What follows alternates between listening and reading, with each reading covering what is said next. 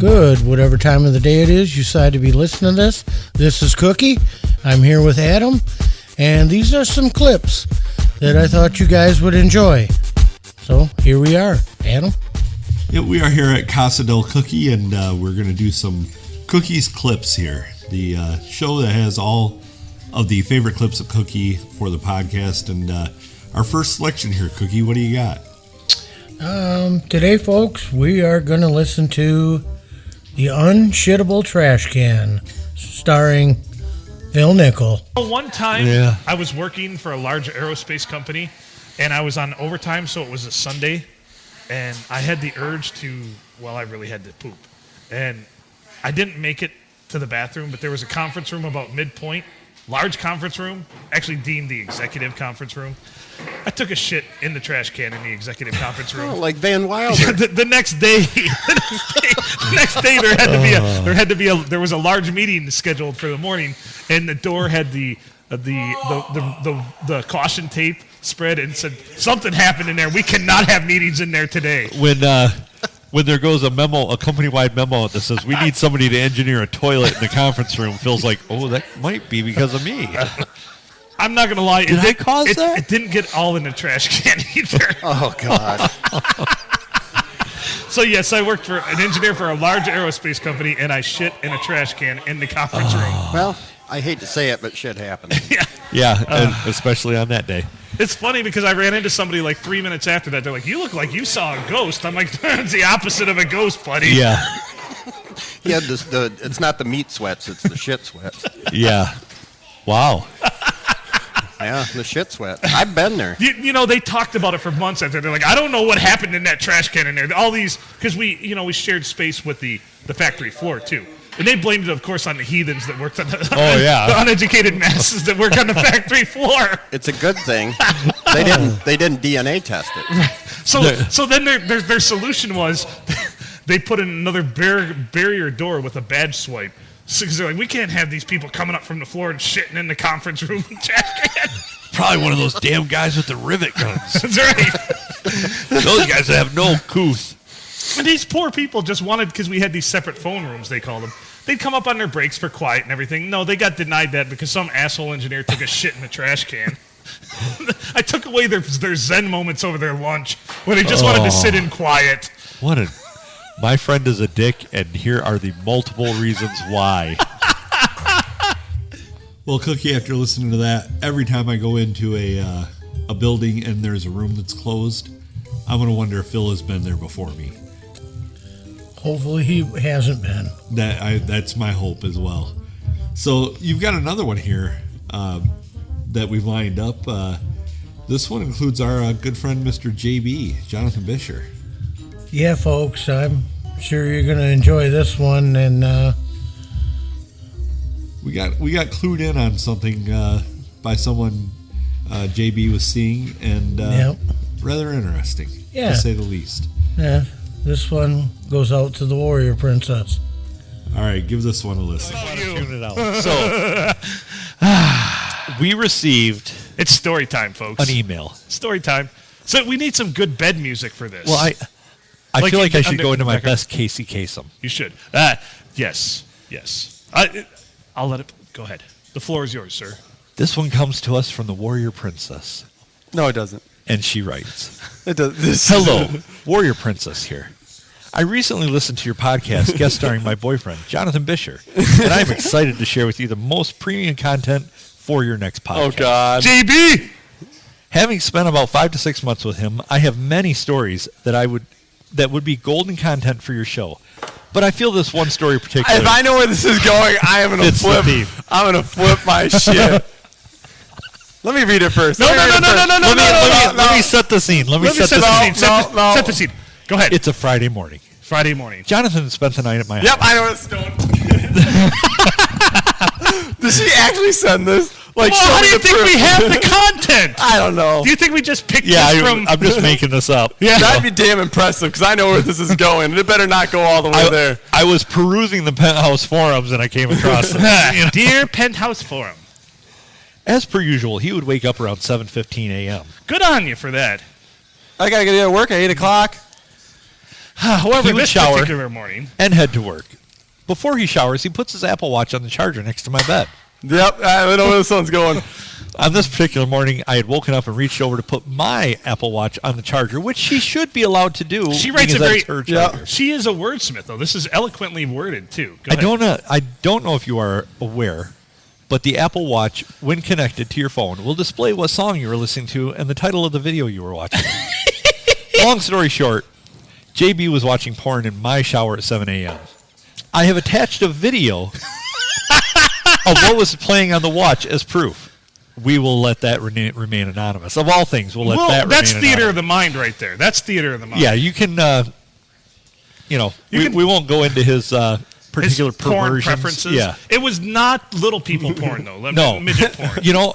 On a side note, I thought for a long time I had an addiction to midget porn, and then I realized it was just I needed to stop watching it on my phone. Yeah, and it 'Cause was it's really small. on right. my It's phone. really small. Yeah. Yeah, I feel you. So it was not gay porn either. So don't go there. No. It was It was classic. It was yeah, good it stuff. was classy porn. Yeah, it was classy porn. I would highly appreciate you mentioning this on your next podcast while he is there.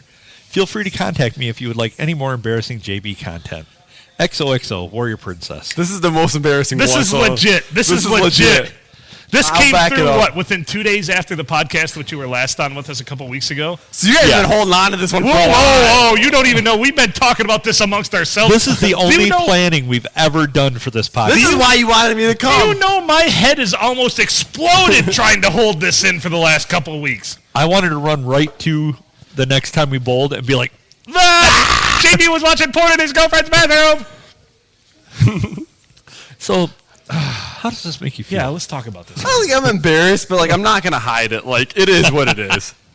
Like we all have our guilty pleasures. So of course, I myself like porn, and someday we'll have a podcast about my 17 favorite genres. Okay? Well, and I mean, in your defense, and this will probably embarrass her just a little bit, but she seems into it. So, This is what I wanted to talk about. Thank you for that segue. You should really pursue this if she's into it, because she might want to just watch it with you. I had an ex-girlfriend that she would, it really amplified things many fold, just having it on in the background, even if it was just ambient background, whatever. Kind of like She we was have sports in the background very here. much into it, It's kind of like, like sports in the background here, It kind of gets us in the mood to be mediocre. Well, yeah. And that's my sex life, but too. not for anything else. Right. I guess okay. So barring Phil had episode 2, and then now me on this quick trip. You're next. Oh yeah. Fortunately, my skeletons are in closets that are nailed shut and have really no access. So what I'm saying too is, if the Warrior Princess saw this, why didn't she be proactive and maybe go in and see what was literally up? too Yeah. early in the Yeah. morning for her. Really, she's not a morning person. No. When it comes to well, that. she was going to charge her Apple Watch. I think she had the energy for other things too. Yeah, I really feel this way. Yeah, I'm wondering. She took the time to look at her Apple Watch and go, "Oh yeah, you need charging," Yeah. and then go to proceed to put and then videotape that Yeah. Now that moment yeah. for us. I think there was plenty of energy to do the dirty at that point. Yeah, and So I think you're both equally to blame here. yeah, had certain duties been fulfilled, you probably wouldn't have needed to partake in such a thing. It's kind of. Poor JB getting outed on the podcast cookie by his girlfriend at the time, the Warrior Princess, via email of all things. Poor guy. Yeah, he was very good about it, though. He was a good sport. So we've got another clip here that is probably an uncomfortable situation for just about anybody that it happens to. So, folks, enjoy this episode. I'm sure you've been there.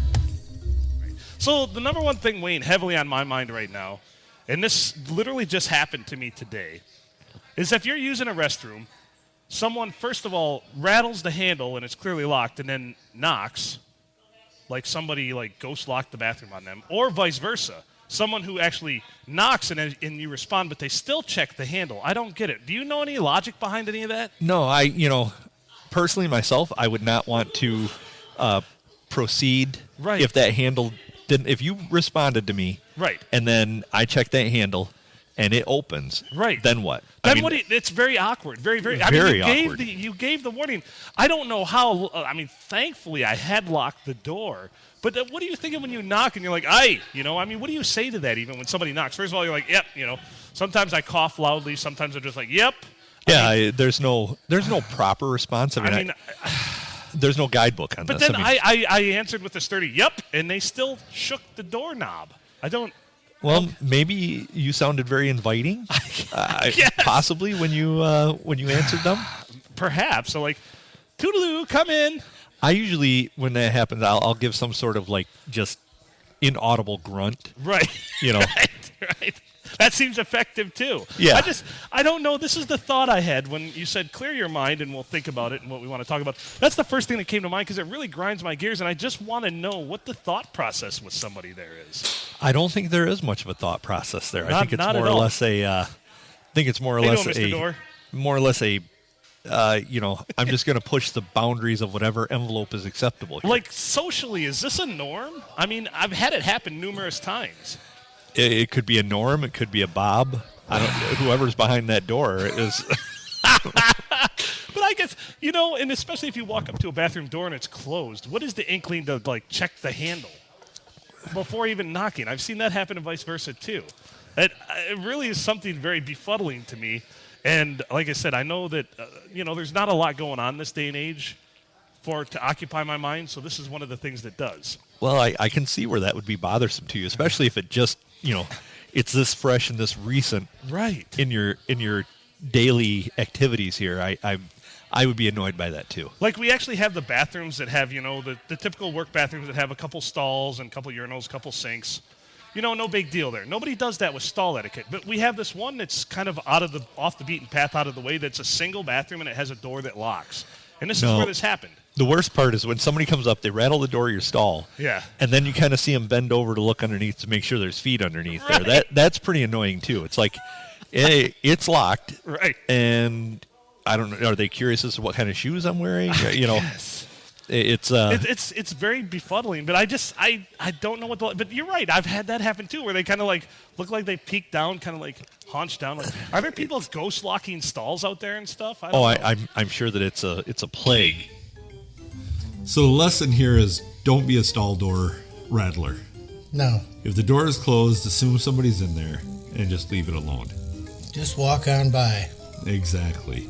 So get yourself a drink ready, a shot ready, because probably the most famous clip of the podcast is about to come up here. And Cookie, as you know, episode 2 drink has become part of podcast lore. Yes, it has. And this clip kind of kicked us off pretty well, I think, in our second episode. Absolutely. This is a glimpse into Phil's engineering beginning. So I was about 16 or 17 years old. And that's, instead of getting my black eye in a cool way, which is the story I told, because I haven't told to anybody outside of my mother, who you'll see how she's associated with this story. I haven't told anybody this story until about 2 or 3 years ago. I finally fessed up and said it. So when I was about 16 or 17, I was like any other male teenager, a lot of testosterone, a lot of hormones. And, of course, I like to masturbate a lot. That's just what 16, 17-year-olds do. So I figured out then, because this is in the 90s, we didn't have, the things we do now, like Pornhub and such things. So I found that you could take a page from your favorite magazine, and if you're taking a shower, the moisture from the shower helps it stick right on the shower wall. So you could just plaster the centerfold up there, go about your business while you're taking a shower. Quick, easy cleanup. Everybody's none the wiser, right? So I was doing this one day, and I happened to lose my footing, and I actually fell, and on the way down, hit my face on the water downspout, knocked myself unconscious. So my mother heard the ruckus. She entered the bathroom, and as I was coming to, I heard the loudest blood-curdling scream I've ever heard, as I see her looking at the wall to a centerfold stuck on the shower wall, and me lying on the floor of the bathtub with my dick still in my hand, yes. That's a fantastic story, actually. So I end up with a black eye, of course. And, of course, my mother and I didn't talk about it for a long, long time. Like, Well, nothing no. more was said. She just asked me if I was all right, and I'm like, I think so. And I got up and, of course, got my bearings about myself. Now you would have to go in for like concussion protocol. Right. Oh, and yeah. I would have everything been in else. concussion protocol for a while because Yeah. of this. So anyway, I go to school the next day, and of course I have just this huge shiner. And of course stories ranged anywhere from you should have seen the next guy to, it was a rodeo accident to whatever. Because when you're 16, 17 years old, you can't fess up to all of your, classmates that you were jerking off in the shower. Oh, Cookie, that's a classic bit right there. And apologies go out to Janet if she's ever listened to that episode. And, Adam, I keep thinking that we never did hear if he released or if he just went down with a heart on. I think he just released his footing. That very well. That was the only release he got. All right, I want to thank everyone for listening to Cookie's Clips. And Cookie, I appreciate your help in getting these clips together and getting this all put together. Do you have anything to say to everybody out there? Folks, make good choices.